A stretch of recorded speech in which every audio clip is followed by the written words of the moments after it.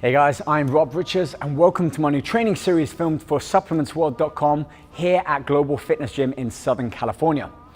Throughout this video series, I'll be stripping back to the very anatomy of our bodies so that we can understand better how our muscles work, how they function, and ultimately which exercises are best to achieve the physique you want.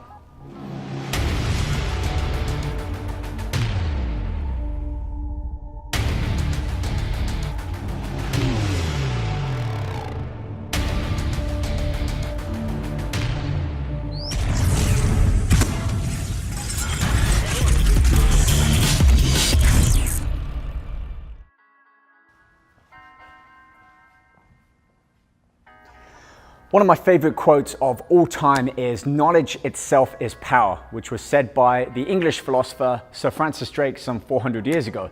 It's never been more relevant than when it comes to training, for without knowledge, the understanding of how the muscles work, you could spend years of your life training with suboptimal results, increased risk of injury, and a huge amount of frustration.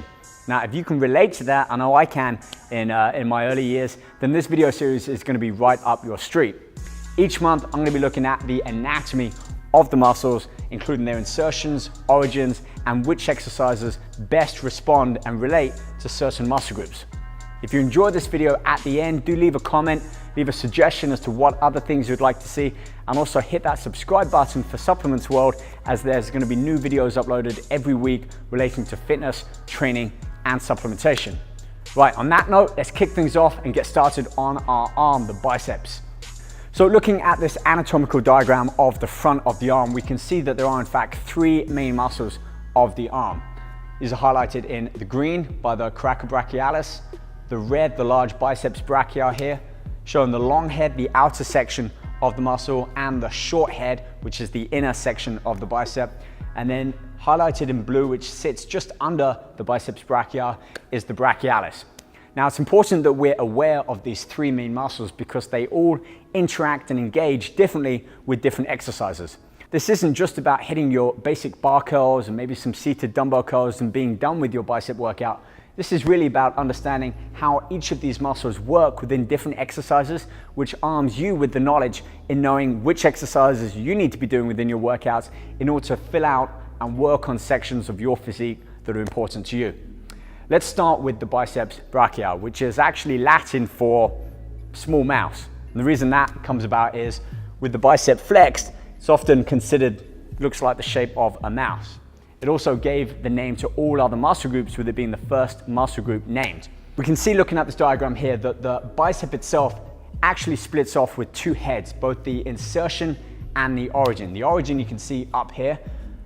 This muscle splits off with two different tendons attaching to different parts of the body, ultimately attaching to a top section of the scapula. But it's important to know as well that the long head actually comes up and attaches through the coracoid process along the humerus, which is the main bone of the upper arm. The smaller short head doesn't do that and comes up straight towards the top of the scapula. This is important later on when we have a look at specific exercises targeted to the short head or the long head. Okay, coming down, both of these have their insertions on part of the forearm, the radius. Now this is also important to know because the bicep does two main features. It flexes the elbow with the assistance of the brachialis, so there's that curl function there, but it also acts as one of the major supinators. So when we think of a curl, we're actually combining two movements, kind of like a corkscrew, putting it out from the bottle. All right, let's move down and focus on some of the areas when it comes to training. Often when we train arms, we want to gain mass. We want size in the biceps. So we're looking at exercises that will allow us to get the biggest mass, the biggest gains from that exercise. Without a doubt, the king of all bicep exercises is the barbell curl.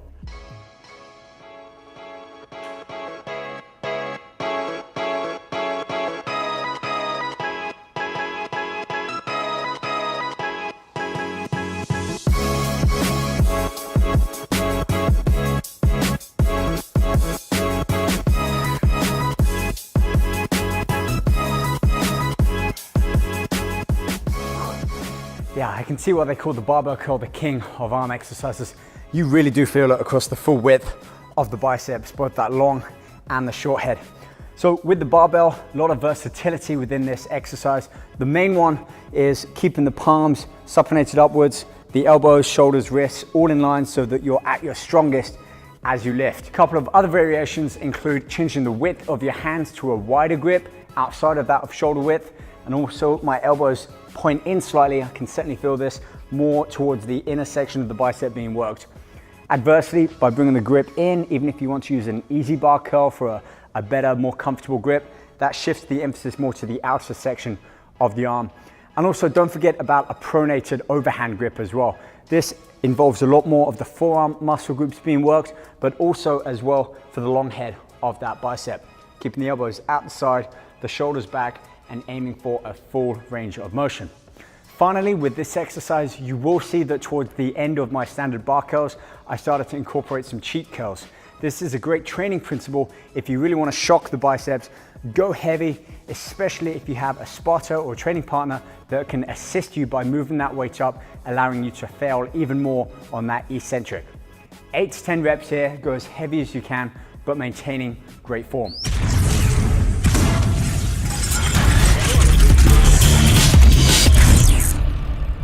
What are some of the key bicep exercises that will enable us to focus on filling out the arm, adding not only mass and size, but also shape and height as well?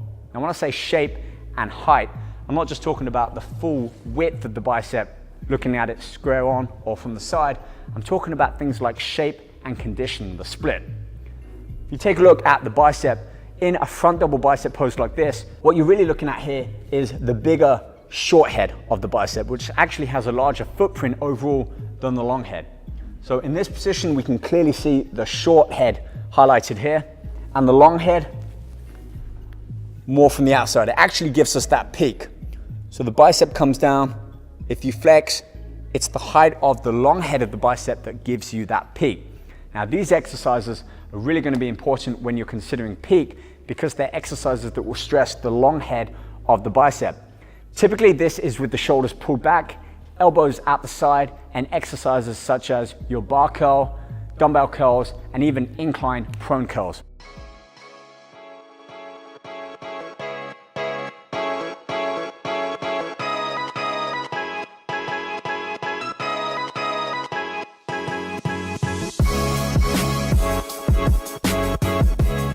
Now, if you want to focus more on length and thickness in the arm, 2 exercises are best for this.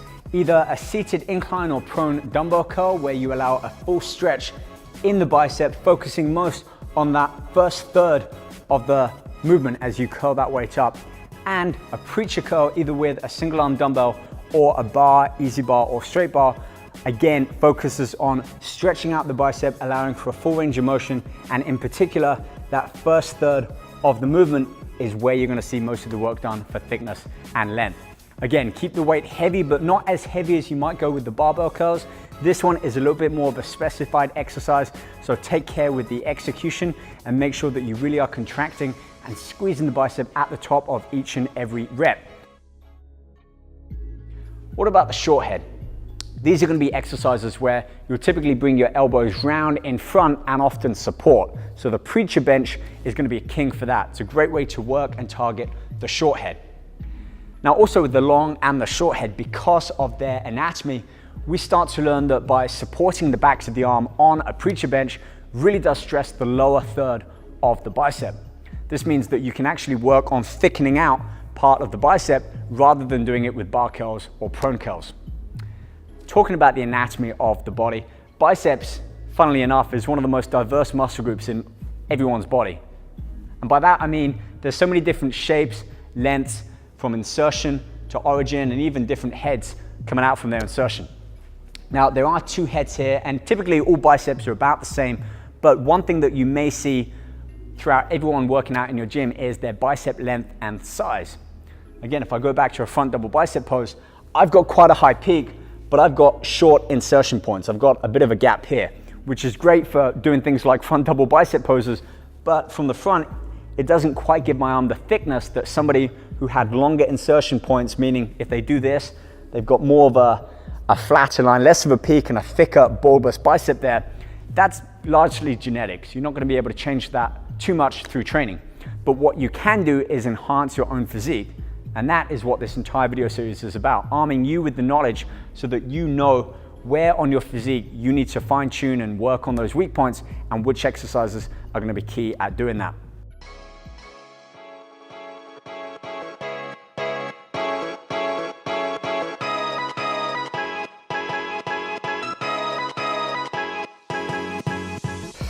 If your goal is peak or height in the bicep, you can't do much better than the concentration curl, either with the dumbbell like so, or with the cable, providing that clean, constant consistency throughout the entire range of the rep. With this one, you really want to focus on that peak contraction in the top third of the movement. So again, focus on your technique and form, and as you curl that dumbbell up or your arm with the cable, really think about squeezing and contracting the bicep as hard as you can.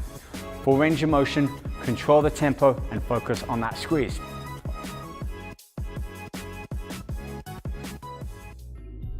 Okay, a few more things. We mentioned about preacher curls, elbows round in the front, and then also elbows at the side with the shoulders back for typical bar curls, but also consider things like your width grip and your hand positioning.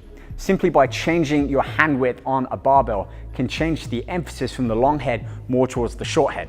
So this is by bringing our elbows in, hands a little bit wider apart. We've now shifted that emphasis from the main long head over to more involvement with the short head. The same can be said for dumbbells as well. By rotating round as we curl, we're bringing a lot of the brachialis muscle into play as well, and other long supinators of the forearm, but we're changing the way that the muscle works. By using a forearm, we're actually working much more on the brachialis than we are the main heads. So if you need to thicken out a section of your forearm, then hammer curls are definitely going to be a key player for you within your arm training routine. Looking at the kinesiology of the arm structure, we know that the bicep takes a role in flexing the elbow. And in doing so, it's actually at its strongest when the elbow is flexed at a 90-degree angle, like this. So free weights are going to be king for helping you build size and muscle density with the bicep. Not only that, but they're also predominantly a muscle type 2 fiber, which means they respond incredibly well to faster speeds and higher resistance. So if your goal is to pack on some size on your arms, you shouldn't be looking much further away than the big basics, the free weight bar curls, the dumbbell curls, and a few others to help us specifically work the long head and the short head of the bicep, because now that we've learned a little bit more about the anatomical layout of the bicep, we can start to look at which specific exercises focus on the long head and the short head, and even a few other muscles of the arm.